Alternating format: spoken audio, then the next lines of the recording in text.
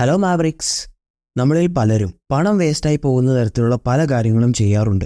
മിക്കവാറും നമ്മൾ ഉപയോഗപ്രദം പോലും അല്ലാത്ത ചില fashion items, skin products, grooming products ഒക്കെ വാങ്ങിയാകും പണം വേസ്റ്റ് ആക്കുക. ഇത് വാങ്ങുന്നത് കൊണ്ട് പണം നഷ്ടപ്പെടുമെന്നല്ലാതെ മറ്റൊരു ഉപകാരവും ഉണ്ടാകില്ല.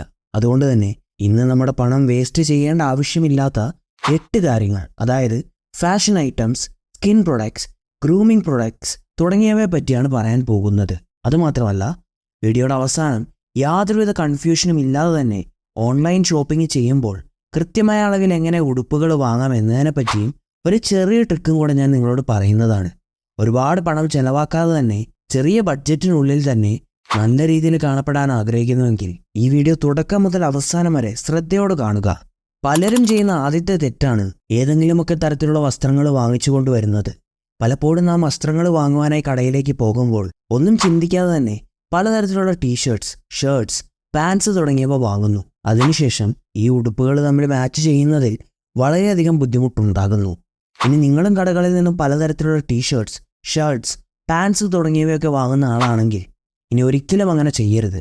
ഇങ്ങനെ ചെയ്യുന്നതിലൂടെ നിങ്ങളുടെ അലമാരയിൽ മറ്റുള്ള വസ്ത്രങ്ങളുമായി മാച്ച് ചെയ്യാൻ സാധിക്കാത്ത കുറേ ഡ്രസ്സുകൾ കൂടി കിടക്കുന്നതാണ്. ഇത് പിന്നീട് നിങ്ങൾക്ക് തന്നെ ബുദ്ധിമുട്ടായി തീരും.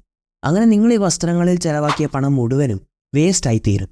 അതുകൊണ്ട് തന്നെ നിങ്ങൾ വസ്ത്രങ്ങൾ വാങ്ങുവാനായി കടകളിലേക്ക് പോകുമ്പോൾ നിങ്ങളുടെ കയ്യിലുള്ള മറ്റേതെങ്കിലും ഉടുപ്പുമായി മാച്ച് ചെയ്യാൻ സാധിക്കുന്നതും വീണ്ടും വീണ്ടും ഉപയോഗിക്കാൻ സാധിക്കുന്നതുമായ തരത്തിലുള്ളവ വാങ്ങുക.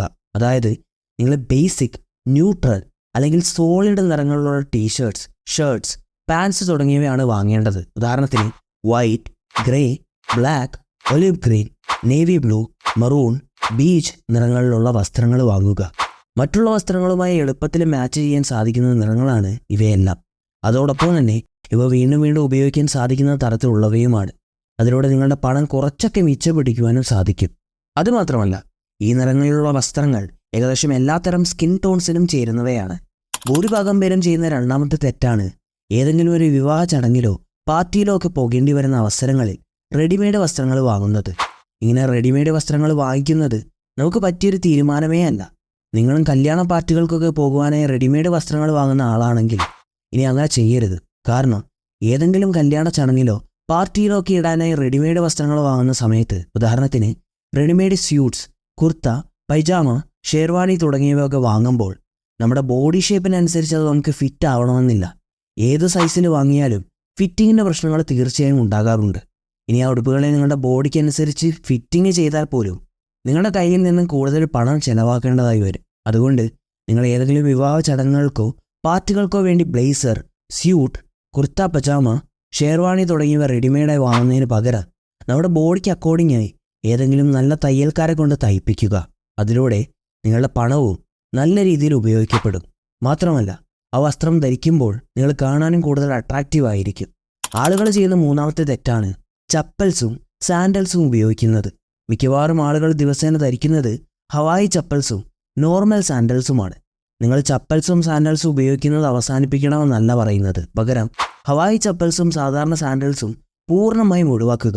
കാരണം ഹവായി ചപ്പൽസും സാധാരണ സാൻഡൽസും നമുക്ക് അത്ര ചേരാത്തവയാണ്. ചപ്പൽസിന് പകരം സ്ലൈഡേഴ്സ് പ്രിഫർ ചെയ്യുന്നതാണ് കൂടുതൽ നല്ലത്.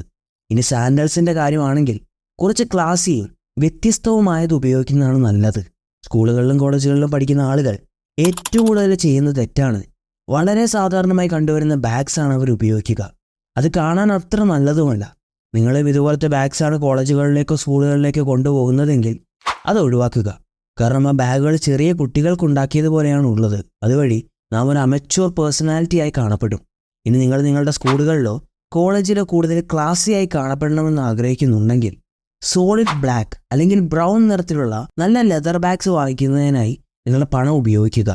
ഒട്ടുമിക്ക ആളുകളും ചെയ്യുന്ന അഞ്ചാമത്തെ തെറ്റാണ് ഏതെങ്കിലും തരത്തിലുള്ള സൺഗ്ലാസസ് അല്ലെങ്കിൽ സ്പെക്ടക്കിൾസ് ഉപയോഗിക്കുന്നത്.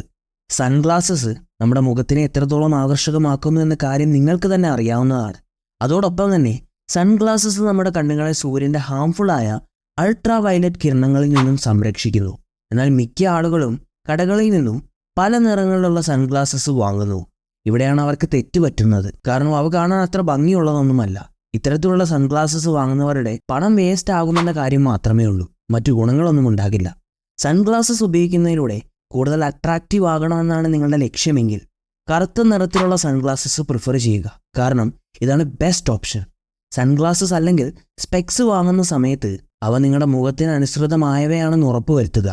എന്നാൽ മാത്രമേ അത് നിങ്ങളുടെ മുഖത്തിന് ചേരുകയുള്ളൂ. ആളുകൾ ചെയ്യുന്ന 6ാമത്തെ തെറ്റാണ് സ്കിന്ന് വെളുപ്പിക്കാനായി ഫെയർനെസ് ക്രീംസ് ഉപയോഗിക്കുന്നത്. ഇരുനിറവും കറുത്ത നിറവുമുള്ള പല ആളുകളും അവരുടെ സ്കിന്ന് കൂടുതലായി വെളുപ്പിക്കാനായി ഫെയർനെസ് ക്രീമുകളിൽ പണം ചെലവാക്കുന്നു.